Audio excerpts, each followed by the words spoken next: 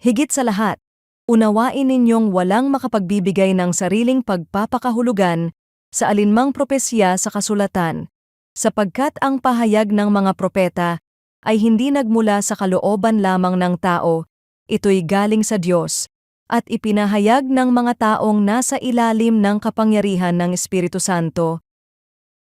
Sa dami ng boses na naririnig natin araw-araw, opinyon, payo, at sariling pananaw, madaling malito kung ano ang dapat paniwalaan, pero ipinapaalala ng salita ng Diyos na ang kasulatan ay hindi galing sa sariling isip ng tao. Ito ay ipinahayag ng Diyos sa pamamagitan ng kanyang espiritu, kaya maaari natin itong lubos na pagkatiwalaan. Ibig sabihin, ang Biblia ay hindi lang gabay kapag kailangan natin ng comfort. Ito ang pamantayan ng katotohanan sa lahat ng bahagi ng buhay. Hindi natin ito inaangkop sa gusto natin. Tayo ang inaayos nito ayon sa kalooban ng Diyos.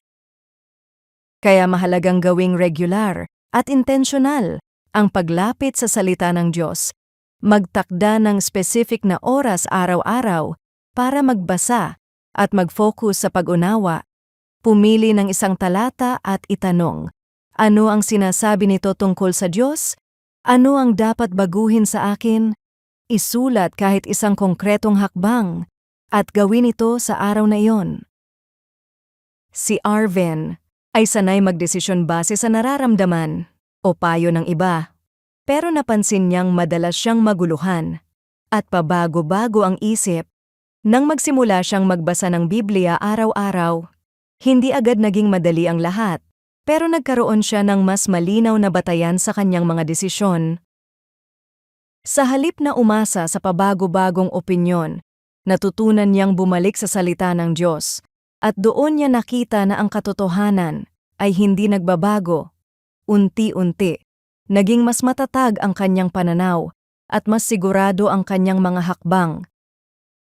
Ang salita ng Diyos, ang tunay na pinanggagalingan ng katotohanan, dapat itong maging pundasyon ng ating pag-iisip at pamumuhay araw-araw. Panginoon, salamat po sa iyong salita na tunay at mapagkakatiwalaan. Patawarin mo ako sa mga panahong mas pinili kong sundin ang sarili kong naisip kaysa sa iyong katotohanan. Tulungan mo akong maging tapat sa pagbabasa at pagsunod sa iyong salita araw-araw. Naway hubugin nito ang aking pag-iisip at pamumuhay. Sa pangalan ni Jesus. Amen.